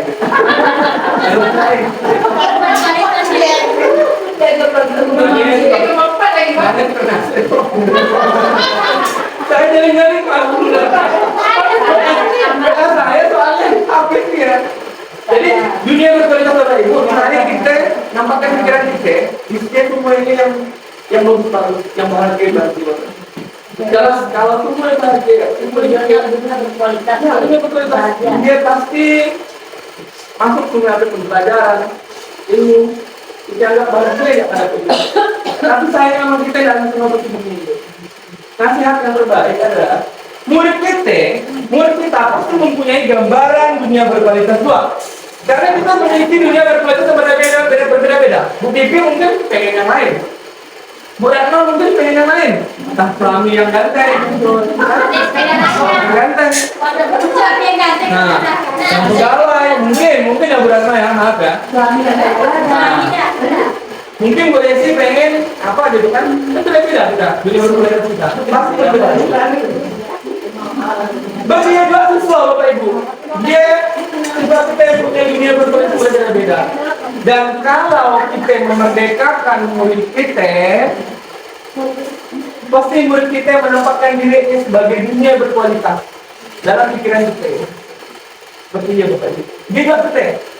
Kalau kita memberikan yang terbaik kepada siswa, pasti siswa memberikan ruang dunia berkualitas ya kita di dalam pikiran mereka. Inilah Mas Bapak Ibu yang dibayangkan di sini. Dunia berkualitasnya. Lanjut, ya. Bapak ini. Lanjut Bapak Ibu. Masih ada dua sih sebenarnya. Itu paling penting makanya saya bahas Bapak Ibu. Posisi kontrol guru. Mak itu akan di Bapak Ibu. Itu yang saya 5 posisi kontrol guru. Jadi posisi ada 5: penghukum, pembuat rasa bersalah, teman. Ini posisi pertama, paling bawah. Ya, paling bawah. Indikatornya nada suara tinggi, menghardik, menunjuk-nunjuk. Dampaknya siswa akan merasa tertekan, takut, dendam. Contoh, maaf ya, contoh. Dayat, gimana tadi? Nah, kamu selamat doyan ya, saya belum begini kan? Bagus setelah sekolah aja. Gak antong tulis. Balik. Dia sangat membahayakan Bapak Ibu. Jangan sampai kita di posisi penghukum Bapak Ibu. Rupanya memang sangat boleh. Bapak Ibu ya, saya harap kawan-kawan, saya itu tadi pun jangan sampai di posisi penghukum. Walaupun saya pernah di posisi penghukum. Tapi tidak parah. Masih ada konsekuensi Bapak Ibu, konsekuensi, bukan hukuman. Dampaknya yang terjadi dendam, pasti bakal dendam. Bapak iya. Tahu, KPL udah.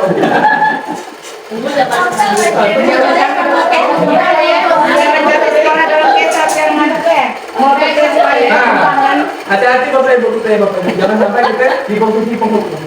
Oh doyan, oh ini pada tak boleh Bapak Ibu. Rupanya, saya satu juga ada nih. Ada naik rupanya. Rupanya tak boleh pemukul. Contoh dari paduan tulis saya. Kamu bisa pakai batu. Pulang, tunggu sini. Biarkan dia belajar ada kompetisi ya kan. Jangan lupa ya. Iya tunggu sini, pemukul.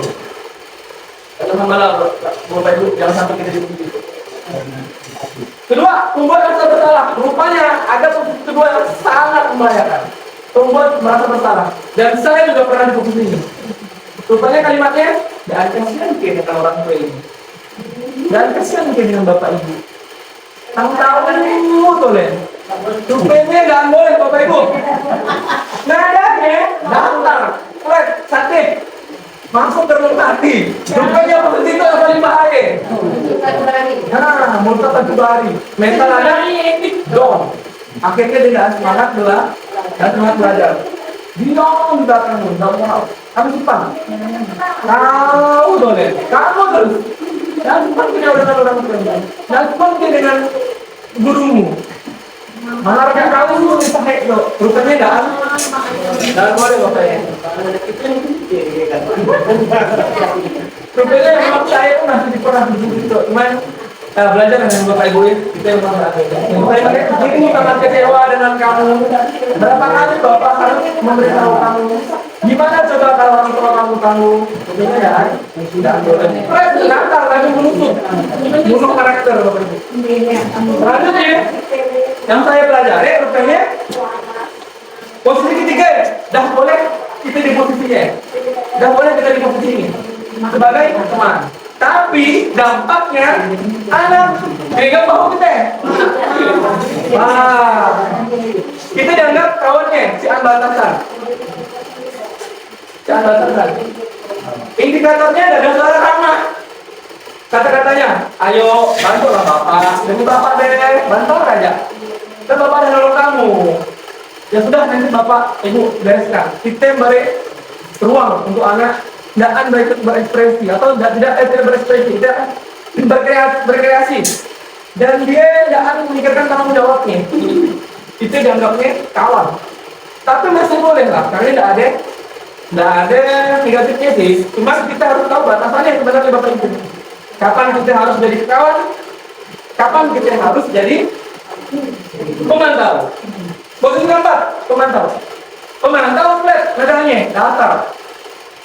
Cuman daan macam penghukum dan pembuat rasa bersalah. Dia pakai data. Kalimatnya jam berapa dari masuk? Kenapa seperti itu? Nanya boleh. Tapi tetap kita monitor. Misalnya contoh, saya tadi ketinggalan. Terus dia disuruh tulis.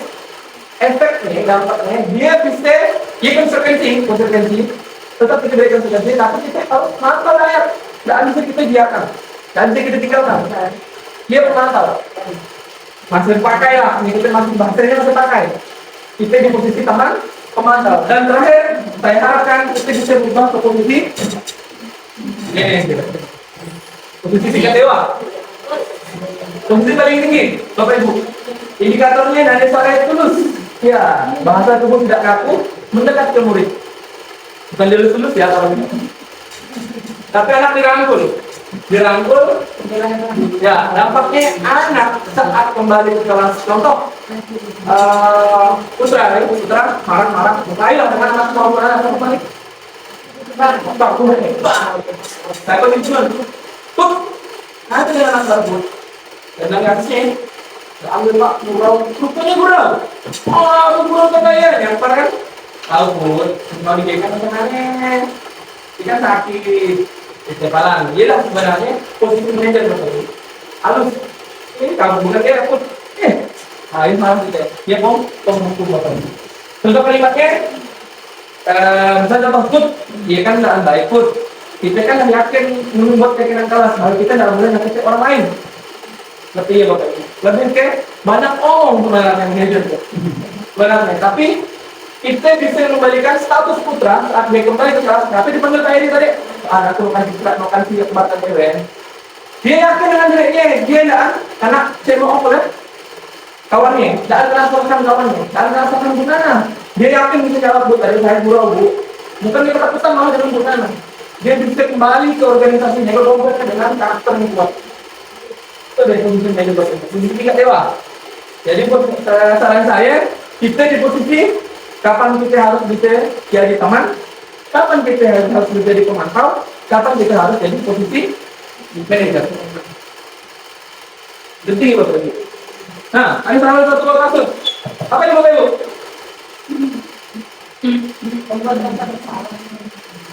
Saya kecewa dari sama-sama. Ya, betul. Membuat merasa bersalah. Aku nggak usah memang dulu. Demikianlah penjelasan mengenai restitusi 50 contoh sebagai upaya yang dilakukan untuk bangun budaya muslim di sekolah. Tentunya dengan membutuhkan proses yang sangat panjang dan kolaborasi kita bersama, Bapak Ibu. Bukan dalam waktu singkat, tapi dalam waktu yang sangat panjang.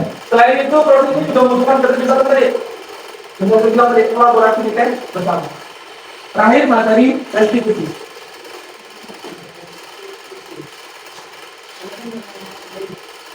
Jangan ini dulu Bapak Ibu, jangan restitusi.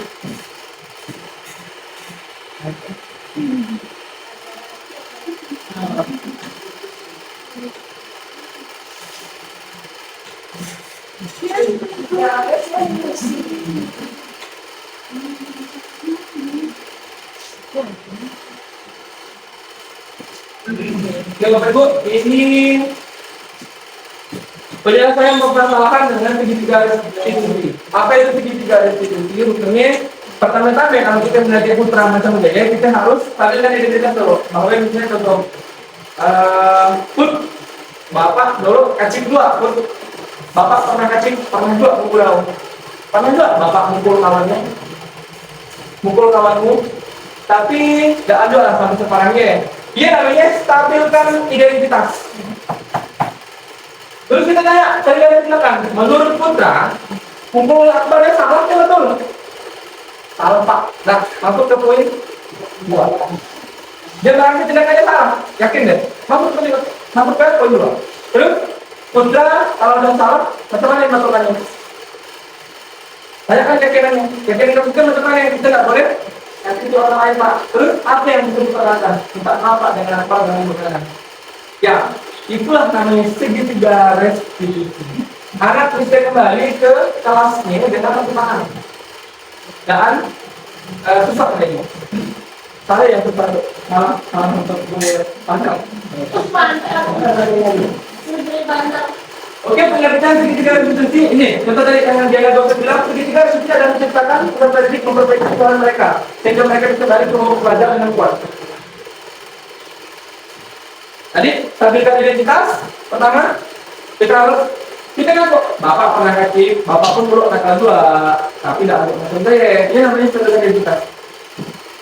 Tadi jangan jangan salah. Menurut kira-kira putranya salah. Menurut kira-kira isinya salah gitu. Ini namanya validasi. Kita pastikan tindakannya salah sebenarnya. Terus kita akan keyakinan. Menurut keyakinan kita harus 6A atau 6B atau 5B, 5A, salah nggak tindakan itu? Salah Pak. Berarti dia tahu dia tindakan salah. Terus macam mana itu masukkannya? Dia tindakan orang. Itu yang harus berbuat ini. Dia berharap kritis. Dia yang perlu pertumbuhan sebenarnya Bapak Ibu. Ada kasus juga Bapak Ibu. Contoh. Sabrina bangun terlambat dan terburu-buru ke sekolah. Akhirnya dia salah sepatu. Di depan ada Pak Lukman. Pak Lukman tiba-tiba teriak-teriak, kamu salah sepatu. Kamu diam di situ. Kamu sudah melanggar peraturan sekolah. Sudah terlambat, salah pula warnanya. Segera buka sepatu kamu. Karena kamu tidak bisa mengadakan waktu sepatu dari panggilan. Dia minta maaf, tapi Pak Lukman tidak maafkan. Kalau kamu sudah melanggar peraturan sekolah dan tidak sanggup ambil sepatu. Jadi kalau dia salah, udah aku salah, tapi aku nggak minta maaf. Itu anak kita di rumah kita kayaknya kata maaf itu kayak anti benar. Perkara sama saya ingatkan akhir, kita ingatkan kembali keyakinan kelas kita, keyakinan kelas kita, dan kita harus tegas sebenarnya. Tegas ibu jadi sebenarnya, tegas keyakinan kelas, komite yang sepakat, bukan dari ibu, bukan dari saya. Ini sangat bersepakat bersama. Dilatih aja sebenarnya ibu, dilatih untuk jadi budaya nantinya. Jadi walaupun dengan bikin siang dia, tapi kan runtuh ibu jadi. Karena kita berbeda, kita asal terus. Atau mungkin ada pendapat orang lain. Ya Bu, Mungkin kalau ada salah di mana cara ngatasin. Mereka udah masuk, mereka salah. ya, mereka tahu salah Kalau tapi salah, tidak. tapi untuk minta maaf, misalnya minta maaf ke kawannya. Udah lah, aku kan masuk salah, udah lah. Nah, jadi sampai situ gitu lah. Untuk minta maaf yang seperti yang diharapkan. Kalau sudah tahu salah, ya minta maaf lah. Nah, itu kayaknya untuk positifnya itu pasti agak susah. Ya, gitu kan. Dia minta maaf, tapi tidak paksa. Bukan dari dianya sendiri gitu. Kalau ada kita ya dia minta maaf gitu. Tapi kalau tidak kita suruh, ya nggak minta maaf. Udah kalau ada untuk minta maaf itu. Gimana Budin? Mungkin ada solusi pada Budin?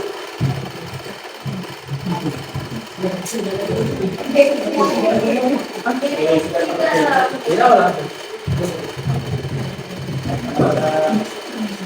Kalau menurut hemat saya, anak-anak sekarang itu kan lebih beda daripada anak dulu. Itu jelas sekali kan.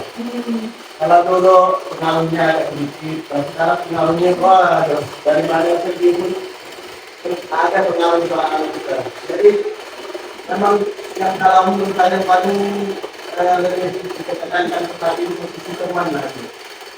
Kok ada karena kalau mereka dalam dekat dengan kita, jadi apapun yang kita katakan pasti akan diikuti. Itu yang pertama. Maka coba kita lihat mereka dengan temannya yang berdekatan. Pasti apa kata temannya itu diikuti ya. Dengan berdekatannya. Apalagi ada semacam relasi kan. Saling mencintai. Saling mencintai. Jadi kita itu semakin kasih dengan murid kita ya. Kalau memang mereka susah dan kita ajak untuk mereka minta maaf, kita ajakin pendekatan. Jangan kita berdekatannya di depan kawan-kawannya, kita bawa berdua bicara bermacam. Dirangkul. Jadi kita mereka teman. Apalagi kalau kita dapat diskusi. Ya, mereka sayang dan Maksud para Budan melakukan pendekatan. jadi akhirnya kan mereka itu kalau apa yang kita lakukan kalau mereka Oke, betul Bu Desi. Itu tadi kata saya, Bu Desi, kita memang harus bisa menempatkan betul dari Bu Desi. Dari 50 ribuan bulan itu, memang harus ada yang dari garisnya itu dari teman, pemantau, dan manajer. Betul tidak pada Bu Desi? Pada saat sekarang, itu kita memang harus kita di posisi teman loh untuk masuk ke dunia ini. Karena ingat, tapi ingat dengan batasannya, jangan sampai kita lupakan batasannya. batas dan Boleh. Kasih. Oh iya, saya lupa, Anda lupa. Ya Allah. tapi dah ada kedengarannya. Ada. Bukan. Yang tak jadi ya ada situnya mulai gitu ya. Saya ada bikin video segitiga infinity. Ada apa itu? Kata Pak Burti. Jadi di sini kasusnya santri bikin salah dengan mengoyak buku Al karena Al sering mencontek ya. Ini kasusnya. Dikoyakkan bukunya, terus santri dipanggil dalam posisi tepi, ini dua ya Bapak Ibu ya. Seperti ini, ditanya, santri sadar, santri telah melakukan kesalahan. Sadar Pak, aku santri udah mau buku Al. Kenapa ya Al? Al udah nyontek terus. Seperti itu. Oke. Menurut santri, mengoyak buku Al itu betul atau salah? Salah Pak. Santri bersedia memperbaiki hal ini? Bersedia Pak. Dengan cara apa nanti? Santri tidak akan marah-marah lagi atau langsung mengoyakkan buku Al.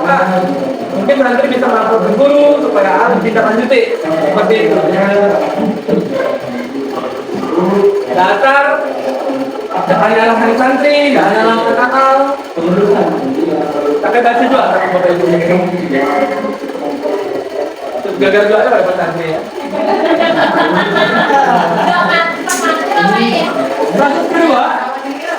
Kasus kedua, Hafiz gara-gara main game,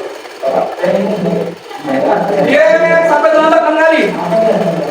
Tanya, kenapa? Hafiz kenapa? Rupanya dia sering main game malam-malam. Hafiz tahu itu salah? Tahu Pak. Hafiz bersedia memperbaikinya? Iya Pak. Oke, Hafiz nggak akan main HP tengah malam lagi Pak. Terus Bapak akan kolaborasi dengan orang gue, nyampaikan ke orang gue bahwa Hafiz jangan sampai main HP tengah malam lagi. Seperti ini. Akhirnya datang juga dan sejauhnya pun nanti. Akhirnya Hafiz dengan santri balik ke kelas dan mulai dengan hal. Hafiz tidak kena dicemooh oleh kawannya, si terlambat oleh. Karena Hafiz kan tahu dia salah dan dia akan memperbaiki kesalahan. Demikian Bapak Ibu, mungkin ada pertanyaan lagi. Karena bertemu sudah datang, tidak mendapat selesai. Nah, kalau saya sendiri untuk tadi bukan berarti dulu Bapak Ibu. Terima kasih kita sambil belajar bersama dan saya tekankan Bapak Ibu membuat kita ada Bapak Ibu aktif. Saya pun nanti saya dari materi untuk berbagi. Mungkin para guru sibuk, Bu Ali bisa, kalau mungkin Bu Nedi sibuk, Bu Desi bisa, mungkin Bu Nana sibuk, Bu Mila bisa, atau Bu Kicani. Jadi kita saling berkolaborasi. Siapa yang mendapat kesempatan Miss, mungkin ada yang membuat soal, bisa dibahas Miss. Bagaimana cara membuat soal? 1, 2, membacakan bahasa Inggris. Bisa kita paparkan itu. Kalau saya buatkan sertifikat, karena ada. Jadi saya mohon maaf sekali lagi kalau memang ada salah kata. Terima kasih kepada Bapak Ibu dan studi hadir pertemuan sekali. Kurang lebih mohon maaf. Kekurangan dari Allah. Kekurangan saya. Assalamualaikum warahmatullahi wabarakatuh.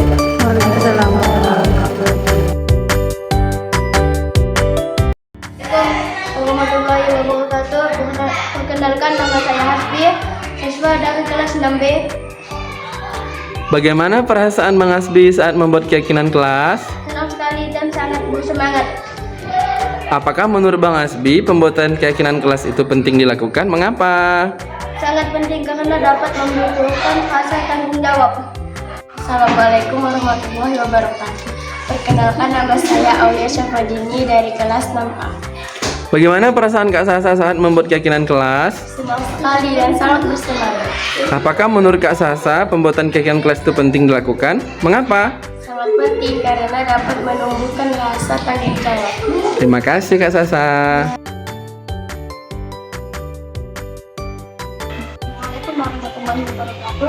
Saya santri seorang siswi kelas 6A SD Negeri 1 Singkawang.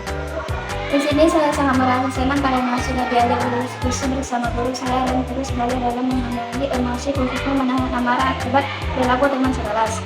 Saya menyadari saya harus terus belajar dan sabar dan menghormati teman-teman di kelas serta berdasarkan keyakinan kelas yang telah kami sepakati di kelas. Terima kasih. Wassalamualaikum warahmatullahi wabarakatuh. Assalamualaikum warahmatullahi wabarakatuh. Nama saya Hafiz Fatur Rahman, kelas 6B. Saya mengucapkan terima kasih kepada Bapak Guru. Saya senang sekali diajak diskusi dengan Bapak Guru untuk menemukan solusi atas kesalahan yang telah saya lakukan. Insya Allah saya tidak akan begadang lagi supaya tidak terlambat ke sekolah. Wassalamualaikum warahmatullahi wabarakatuh.